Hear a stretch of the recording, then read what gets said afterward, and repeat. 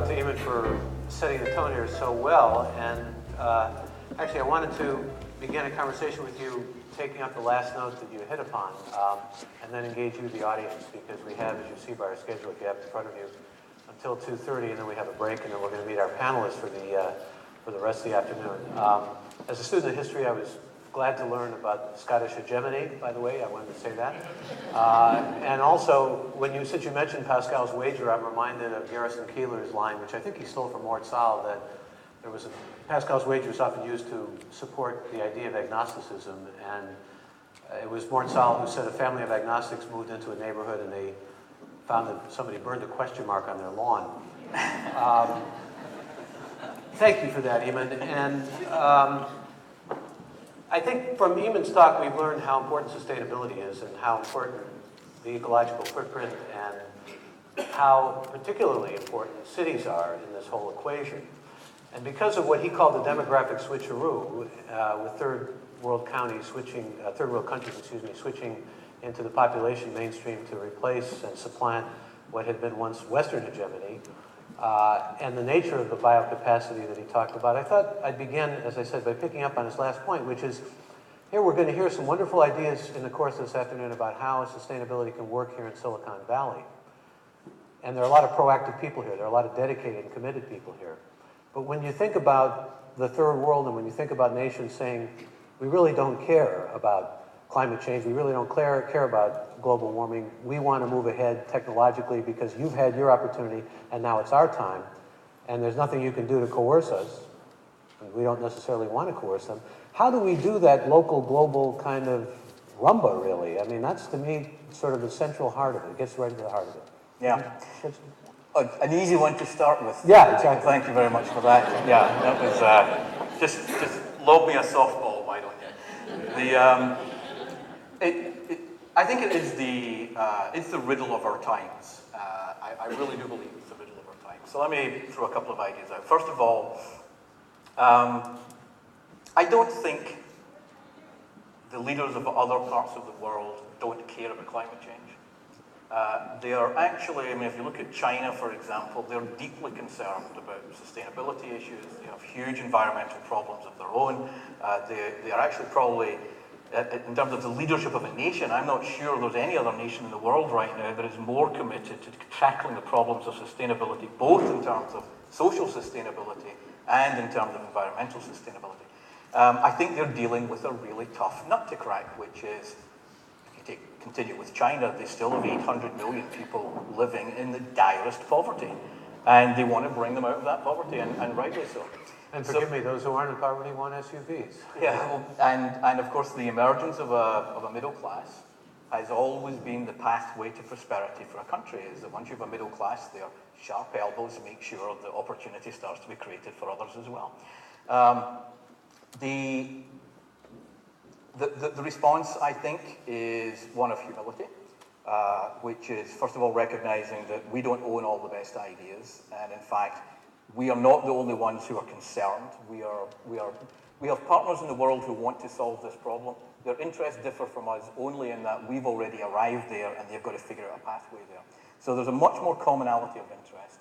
I think everybody in this room can think through the lens of the global we in every decision you make and every conversation you have, which is not just what is right for this region, my organization, but what does the world require, and what is happening elsewhere that I can learn from, and how can I contribute more in other domains as well? Because I think that we have a very narrow perspective, typically, that looks at, that's a big set of problems out there that we can't address, they're too big for us. Well, there's only one thing that's going to solve this, and that's if 6.5 billion people wake up and act in concert and make the right decisions. So you are sanguine that if people act in this local capacity, it really can have a global impact. We are in a global village, after all. So. Absolutely, and I think that, it may be that we have to change the old think global, act local, and make it think and act global and local. Because I don't think acting locally is enough. I think we have to be part of, and that's why I was mentioning, I don't believe that Silicon Valley created its wealth and its reputation and its lifestyle based on very, very closely knit clusters based on geographic proximity. That was that world. The future world is globalized clusters, and we've got to become part of them. And I think one of the most remarkable groupings in the world right now is the Alliance of City Mayors that are tackling the problems and sharing best practice and issues of sustainability at a global level that far exceeds anything that's happening at the national governance level. I think that's the kind of model that we're going to have to see more of, and I believe, I personally believe, despite all the stuff I was saying here, I'm a huge optimist.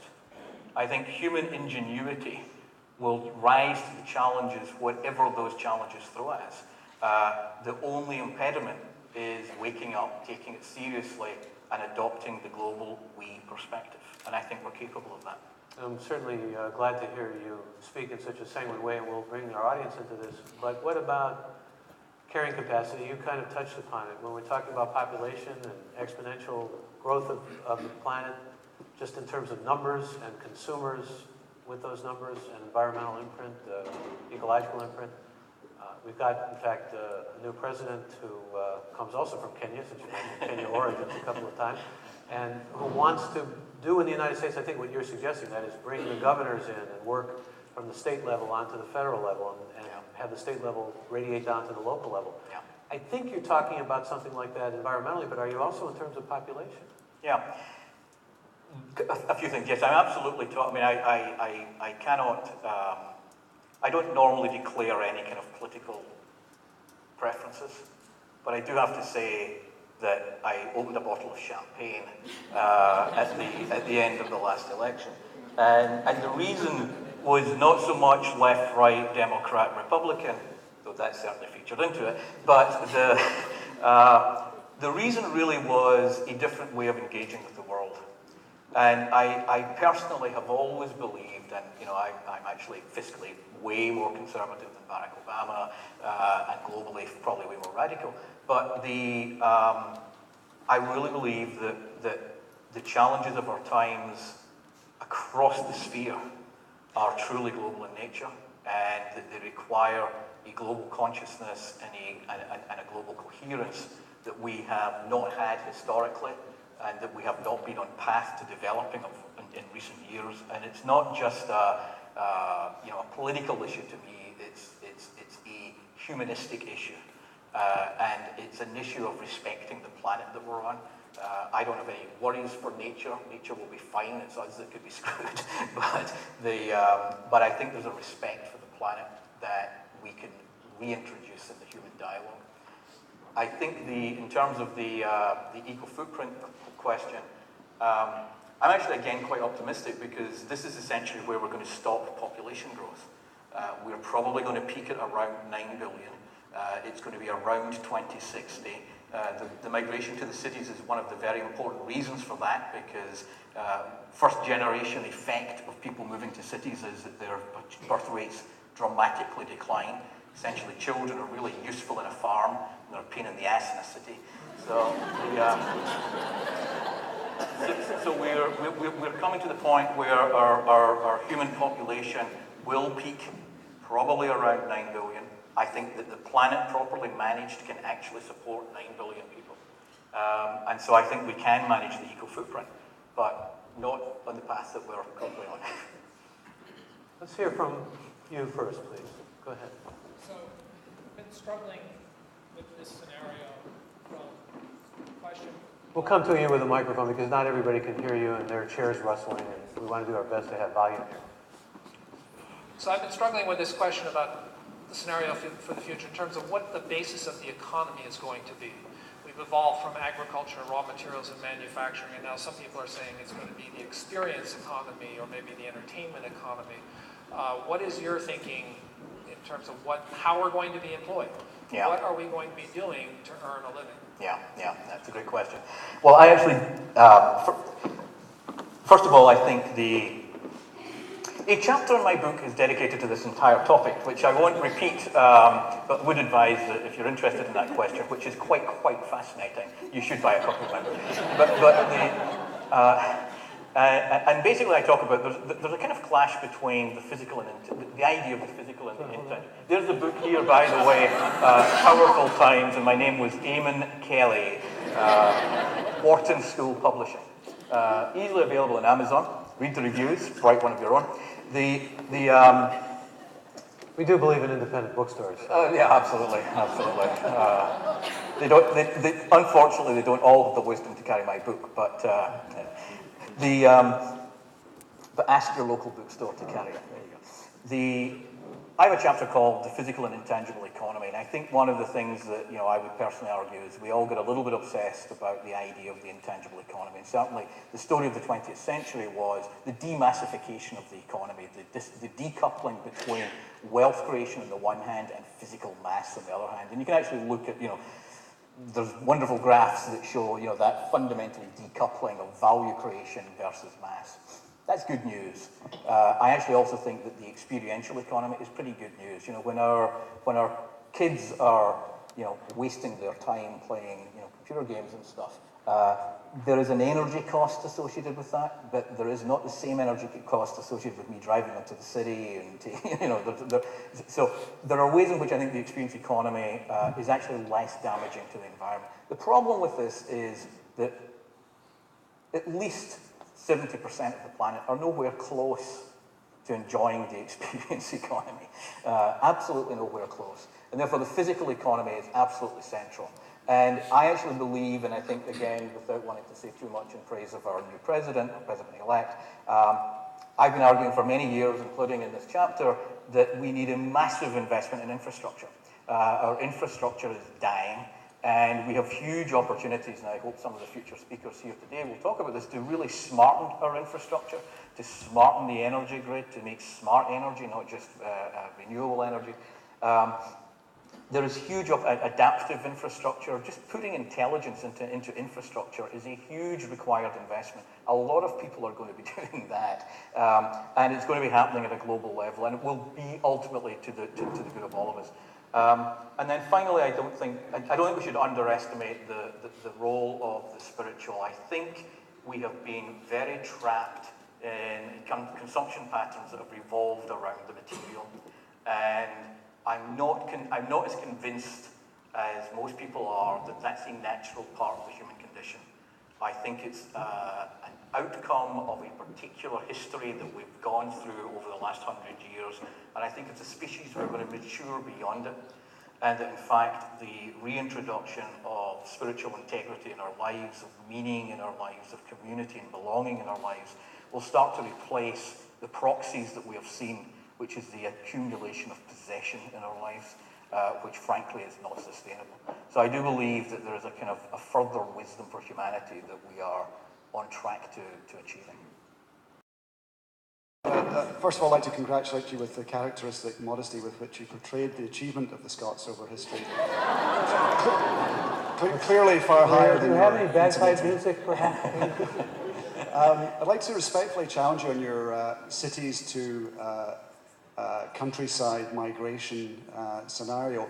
We have seen a dramatic urban tsunami, if you like, of people moving from the country to cities. But if you look at the projections for energy availability and the availability of energy to fuel modern agriculture as we currently carry it out, at least 10 calories of fossil energy going into every calorie of food that we produce. Isn't it more likely that we're going to see a reversal of that tsunami? Because every time we see the graph on presentations, it keeps going up as if that is the way it's going to happen. But I would respectfully suggest that we're going to see a reversal of that, far more people going back to land, far more people working as they were 100 years ago, and probably the land being much healthier as a result. Thank you for the challenge. If you were from any other country, I would dismiss and demolish you. I will respectfully accept it in the spirit which we offer. But what can you be thinking, man? I actually agree. I mean, I don't think the trend is necessarily going to continue forever. My gut would be that there is probably, and you know, the factor I thought you were going to raise is there's also a counter trend, as there always is, which is what my book's all about. Actually, is the truth is an opposite truth.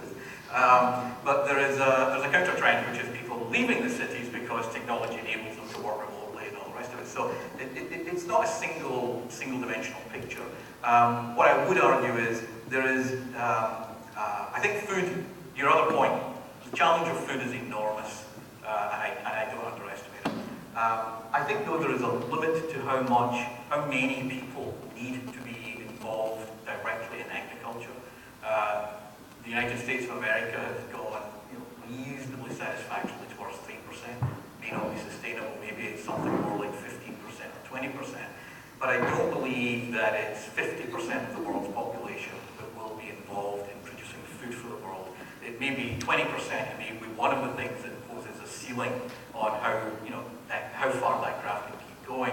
But I would personally believe it's probably still got a fairly long way to go. Even if it didn't keep going, it's still an unbelievable change that's happened, which is, even in this country, only 20% of people lived in cities in 1900. Well, now globally, it's 2.5 times that. That's an enormous change. Even if it didn't continue at anything like its current rates, in those cities, have anybody seen Slumdog Millionaire? Yeah. So you see, I think, have any of you read Shantaram? Yeah. Those of you who haven't seen Slumdog Millionaire or read Shantaram, strongly recommended, just by the way. They both set in Mumbai, and both evidence of a completely kind of different notion of what entrepreneurship is. Entrepreneurship is about a constant process of survival and innovation to keep body and soul together, not through jobs, but through the creation of work and the creation of value for other human beings, whether it be literally running a shiphouse for them, right through to all kinds of other activities, ending, of course, in Slumdog Millionaire, with people running these massive call centers, etc. The innovation that happens in cities is extraordinary.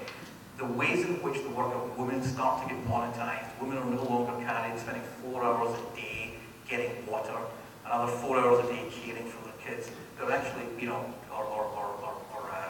cooking and cleaning. They're opening, street side cafes. They're taking in other people's cleaning and opening up laundries. The work is being monetized. They're running creches. The work gets monetized. The local multipliers kick in. The cities that we think of just now as kind of desperate holes of poor lifestyle, people choose to go there because they're a damn sight better and more opportunity rich than where they've come from. So I agree that food is huge. I agree that it's not a trend that doesn't have stoppages in it. There's a bunch of stoppages, including food. But I think it's in some ways to go, and its impact is absolutely immense. I should say thanks to Rick Rowe. We've got a very tight schedule that we're on here. I know we stimulated an extraordinary amount of good constructive thinking. So to say some of those things, because we're going to have a terrific panel when we come back. We're going to take a 20-minute break, and when you return, please do convene at 2:50. We'll meet our panel. We'll move on from there. Thank you to Eamonn Kelly.